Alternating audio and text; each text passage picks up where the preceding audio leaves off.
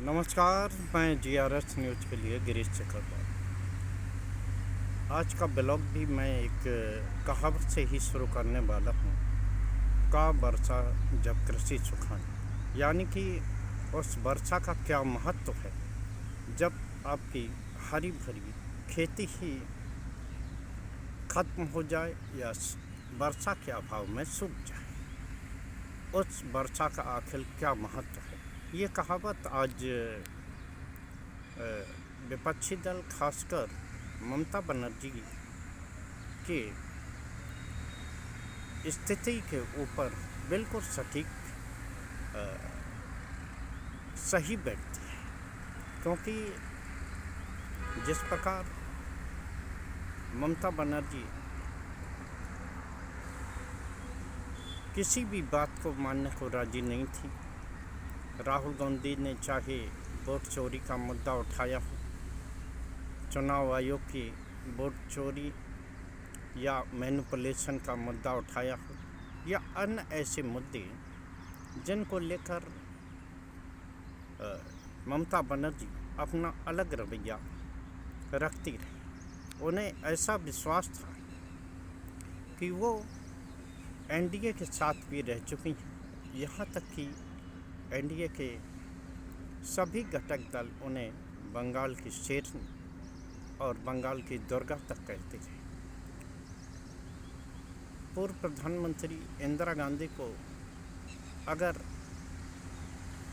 देश के पूर्व प्रधानमंत्री अटल बिहारी वाजपेयी दुर्गा का संज्ञा देते थे, तो वहीं वो पूर्व मुख्यमंत्री, जो कि भले ही अब इस्तीफा देने से इनकार कर रहे हैं, मामले को कोर्ट में ले जाने की बात कर रहे हैं, लेकिन ये सभी बातें उसी तरह की चरित्रार्थ होने वाली हैं जिस तरह से मैंने अपने ब्लॉग की शुरुआत में जिस कहावत को रखा था। अगर आज विपक्षी दलों ने एकजुट होकर पश्चिम बंगाल का चुनाव लड़ा होता, भले ही पश्चिम बंगाल में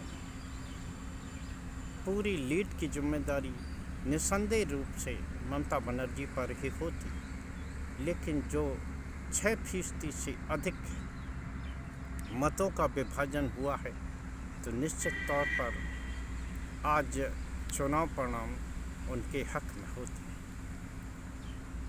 क्यों आखिर ममता बनर्जी हार के बावजूद भी अपने पद से इस्तीफा देने से इनकार कर रहे? क्या वो उन्हीं अरविंद केजरीवाल की लाइन पर हैं? यहाँ ये नहीं भूलना चाहिए कि उस समय अरविंद केजरीवाल के सामने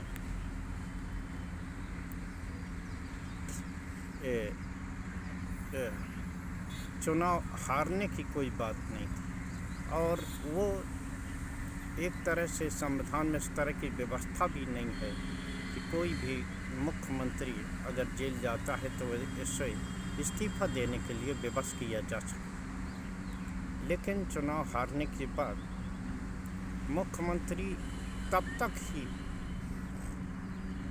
अपने पद पर रह सकता है जब तक कि उसका कार्यकाल बचा।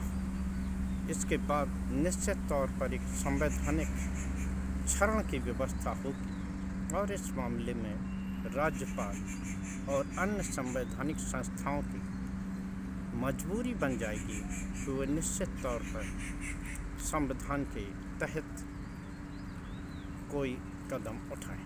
निश्चित तौर पर अच्छा तो ये रहता कि चुनावी हार के बाद ममता बनर्जी जिस प्रकार चुनाव से पूर्व दावा करती थी कि वो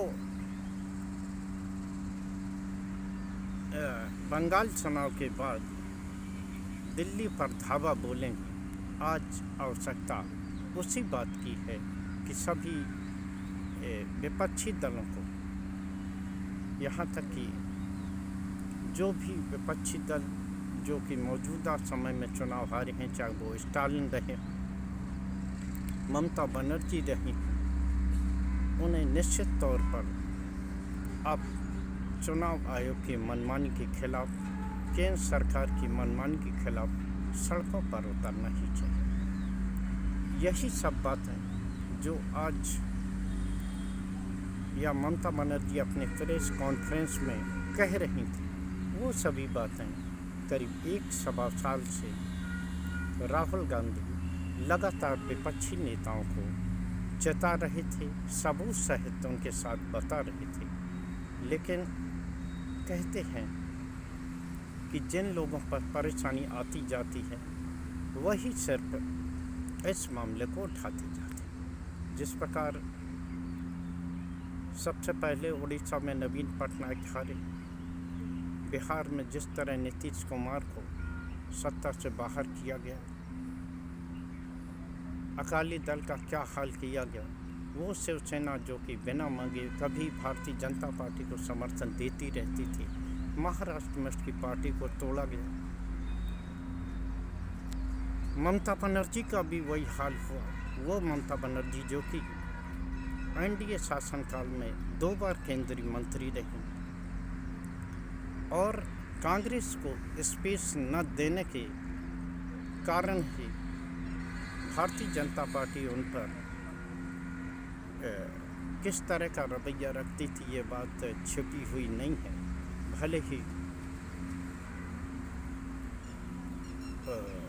मंचों पर ममता बनर्जी इंडिया गठबंधन के साथ दिखाई देती हूँ, लेकिन जिस प्रकार उनका रवैया सदन में या अन्य विभिन्न मंचों पर रहता था, वो बात किसी से छिपी।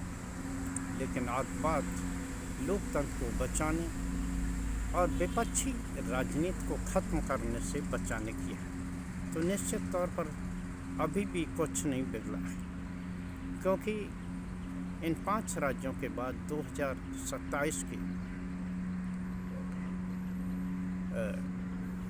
साल के प्रारंभ में ही निश्चित तौर पर उत्तर प्रदेश, पंजाब, उत्तराखंड समेत 5 राज्यों में चुनाव होंगे और उत्तर प्रदेश सबसे बड़ा राज्य है। वहाँ क्षेत्रीय दल के रूप में अखिलेश यादव सबसे बड़ी ताकत के लिए।